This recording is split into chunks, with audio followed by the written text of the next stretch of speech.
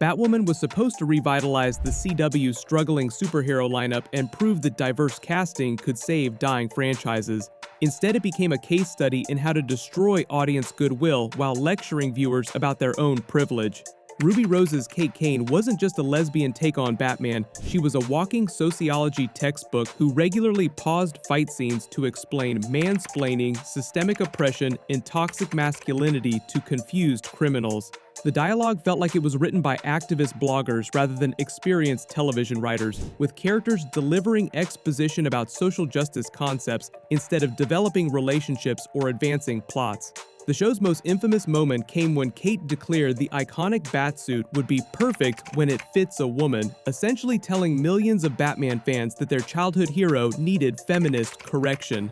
This single line encapsulated everything wrong with the show's approach, prioritizing political messaging over respecting the source material that made the character beloved in the first place. The writing prioritized message over story at every turn. Villains weren't just criminals, they were representations of patriarchal power structures. Every episode felt like a very special episode about social issues, complete with characters delivering speeches that sounded like they were copied from Twitter threads.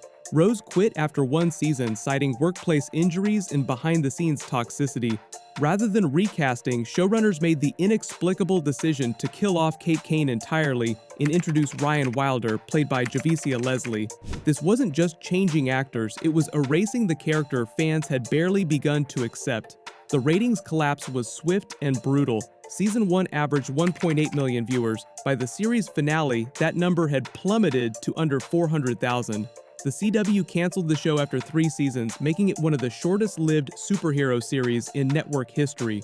Batwoman proved that representation without compelling storytelling is just expensive virtue signaling that nobody wants to watch.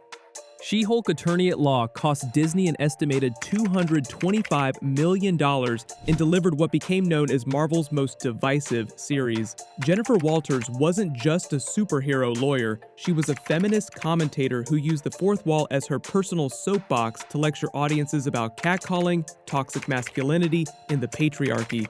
The show's approach to humor was particularly tone-deaf and revealed a fundamental misunderstanding of both characters and audience expectations. She-Hulk literally mocked Bruce Banner's trauma, dismissing his years of struggling with anger and violence by explaining that women experience anger daily.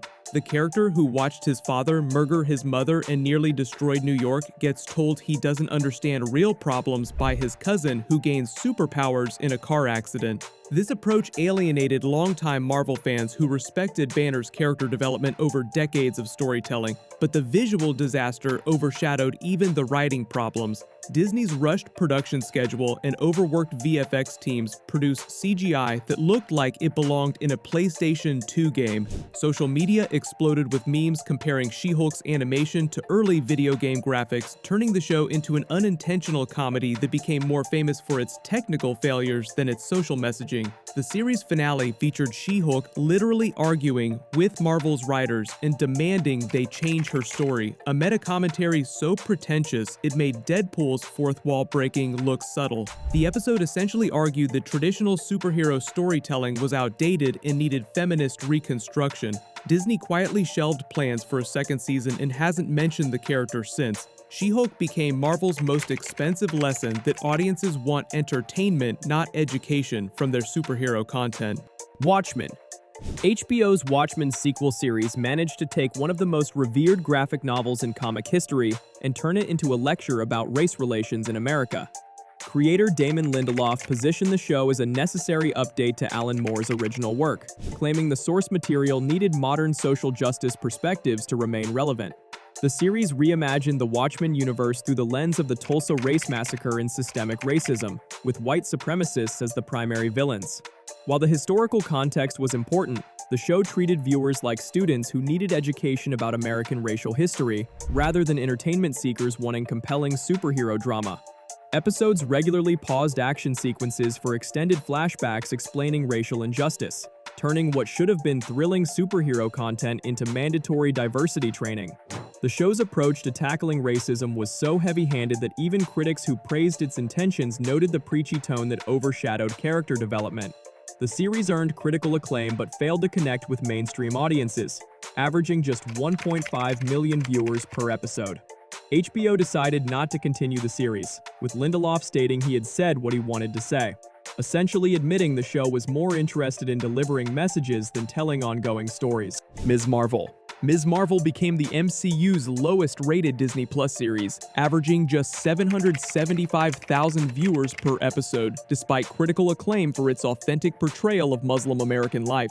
The show followed 16-year-old Kamala Khan, but spent more time exploring family dynamics, cultural traditions, and immigration stories than superhero action. Episodes regularly featured extended sequences about wedding planning, religious practices, and teenage social issues. While critics praised the cultural authenticity, Marvel's core audience felt alienated by content that felt more like a family drama than a superhero show. The character redesign created additional problems. Comic fans felt betrayed when the show changed Ms. Marvel's stretching powers to purple energy constructs, fundamentally altering what made the character unique. The change felt like pandering to avoid comparisons with Mr. Fantastic, but it eliminated the character's most distinctive trait. Disney's solution was rushing Kamala into the Marvels alongside Brie Larson's Captain Marvel, hoping theatrical exposure would boost interest. Instead, it created the MCU's biggest bomb, earning just $206 million worldwide against a $220 million budget. The character hasn't appeared since, leaving Ms. Marvel as another expensive lesson in the difference between critical acclaim and audience engagement. Supergirl. Supergirl started as a promising Superman spin-off, but devolved into what fans dubbed social justice the show by its final seasons. Melissa Benoist's Kara Danvers began as a hopeful hero learning to use her powers responsibly. By season 4, she was delivering weekly monologues about immigration, gun control, and political corruption. The show's handling of real-world issues became increasingly heavy-handed. Episodes featured obvious political stand-ins as villains, while turning Kara's alien heritage into ham-fisted immigration metaphors. The series introduced LGBTQ+ characters not through organic storytelling, but through very special episodes, designed to generate headlines rather than develop characters. The introduction of transgender superhero Dreamer, played by Nicole Maines, exemplified the show's problems. While representation mattered to many viewers, the character was written as a walking educational pamphlet, rather than a fully realized person. Her episodes focused more on explaining transgender issues than developing her as a hero or advancing the plot. Ratings dropped from 3 million viewers in season 1 to under 800,000 by the series finale.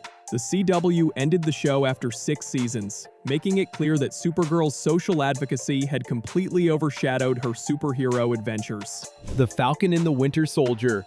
Disney's The Falcon and the Winter Soldier was supposed to be a straightforward buddy action series following Sam Wilson and Bucky Barnes after Endgame. Instead, it became a 6-hour lecture about race relations, systemic oppression, and America's complicated history with black heroes. The series couldn't go more than 10 minutes without pausing for extended conversations about what it means to be a black Captain America in modern society. While these themes had merit, the show handled them with all the subtlety of a sociology textbook, turning action scenes into teachable moments about privilege and representation.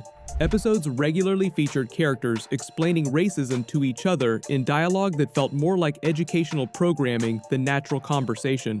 The show's villain, the Flag Smashers, were portrayed as sympathetic because their goals aligned with progressive social justice ideals, creating moral confusion that undermined traditional superhero storytelling. The series averaged 1.8 million viewers per episode, decent for Disney Plus, but disappointing for a major MCU property. More telling was the audience response, with many fans complaining that they wanted superhero entertainment, not mandatory diversity training disguised as Marvel content. Disney hasn't announced plans for a second season. Titans on HBO Max started strong, but gradually devolved into a preachy mess that confused social commentary with character development. The show introduced diverse characters and storylines, but handled them with all the subtlety of a sledgehammer. Episodes regularly paused for characters to deliver speeches about racism, sexism, and social justice that felt more like PSA announcements than natural dialogue.